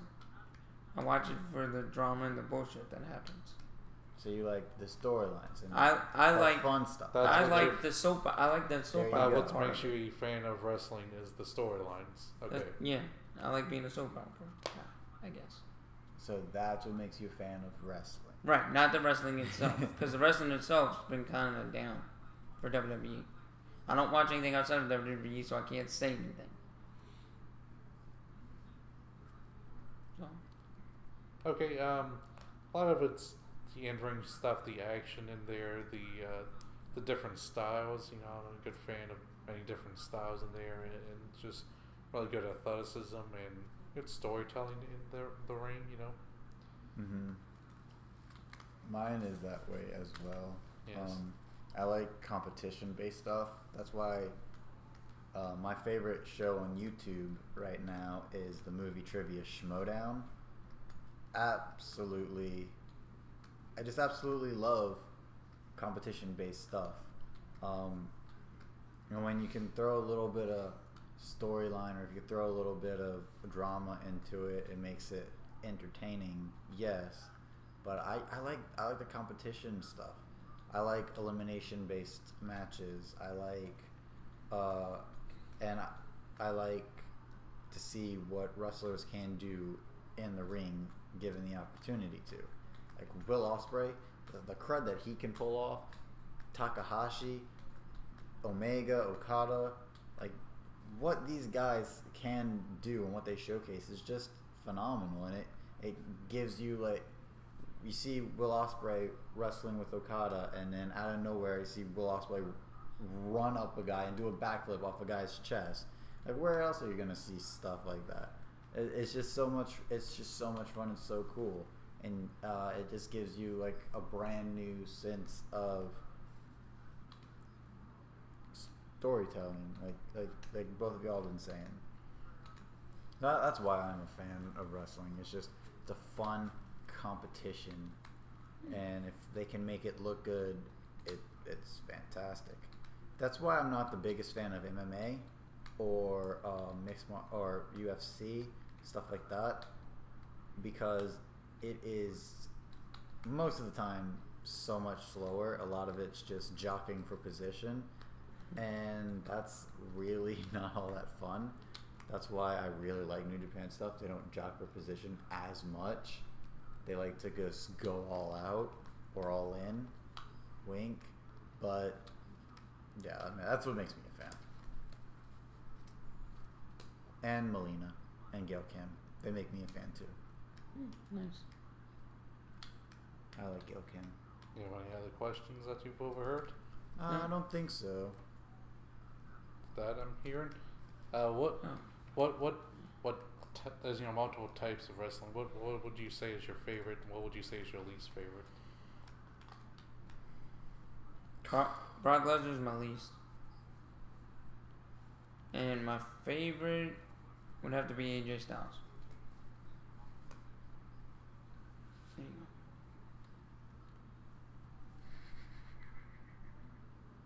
go. My least favorite is probably Big Hoss, power style wrestling. Favorite is which will also lean towards more of a Brock Lesnar, modern Brock Lesnar style. Yep. Yeah, because over the powerhouse stuff, I don't really care for. My favorite is the high flying, or it's a three-way tie. I love the high flying stuff. That's what got me into wrestling with Brian. Brian Kendrick. Thank you, Brian Kendrick and Paul London. Brain just froze there for a second.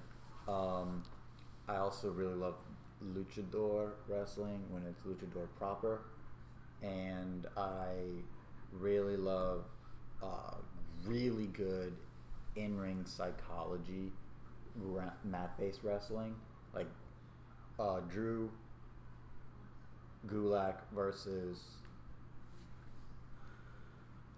what's his name? Brain, why do you do this to me? Seriously, the gentleman Jack Gallagher, Drew Gulak versus Jack Gallagher was such a good match. They never went outside of the ring. It stayed in the ring the entire match, and these guys were just ground based, and it took one out of nowhere hit to get the win. That is fun stuff for me. That's what I really, really enjoy, when it's just back and forth, 100%. Just trying, and it's not jockeying for position. It's trying to get the other guy to tap, like making him have pain to where he's like trying to wiggle around out of it, just keeping it moving, not hugging a guy for 20 minutes just to keep him on the mat for 20 minutes. That's boring. But Jack Sabre Jr. That's a good example. I was about to say that. He's the best with that, because it's kind of crazy, because he's so lightweight that when you see him, he's just kind of like floating on top of people. He's almost kind of like an alien creature, just crawling on top of people and just putting them on. Yeah. Like, I think Jack the Jobber said it best when he was like, you know, you're in the match with him. It's like, I got you in the heel hook, and he's like, oh no, nope, I flipped that around. Now I have all your limbs. And he's just like, how did he do that? What is yours? I would say some of my more preferred ones are striker styles. You know, like Ishii. Yeah, Ishii is a good one. There's a lot of the New Japan one guys really, you know, Ishii, Goto. But I do also appreciate really well done mat-based wrestling and submission-based styles like Zack Sabre Jr. And of course, someone like Suzuki does both of those types. Mm-hmm.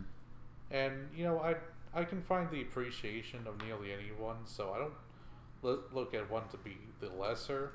Though I would probably say power wrestling is not done as well as the other ones, so it kind of has that weakness point to it. Mm-hmm. But I think when good power wrestling is done well, it's great, because that's like, I would say the best one with that is Cesaro, you know? Yeah. When he's going out there, he's overpowering guys. I mean, that's just a really great example of it done well, but a lot of people don't do it very well. When he was in NXT, Chad Gable, even though he's a smaller guy, he would do the power-based stuff. He can do powerful things, yeah. Mm-hmm.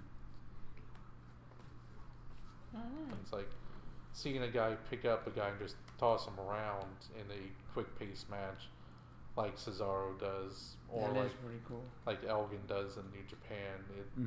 That is for Brian Cage. Yeah, Brian Cage as well. So I can find the appeal in almost every style. It's just it has to be done well, and I would feel that Striker's style is done the best. It is done well more often than any other style. Because I think, to be fair, it's more of it's kind of an easier style to do to that level. As long as you can make it look realistic, then you basically got it. Yeah. Yeah, but I guess that's the show for today. Thank you guys so much for watching. Please give us those sexy, sexy likes. And the unsexy ones. Don't forget to share it to all of your friends. And your enemies. If you like what we do, please subscribe and help us grow our channel. Become a part of the Smarky family, and then hit the notification bell. Tell us why.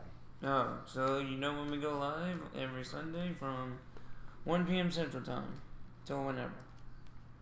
And to see all our videos. Yeah, and for pay-per-views and non-pay-per-views. Be notified when all the videos come up. And pay-per-views when we go live for those two. Yeah, just be notified whatever happens with the channel, so that way you know what's going on. Yeah, that's you can follow me on Twitter at IsaJ_STP.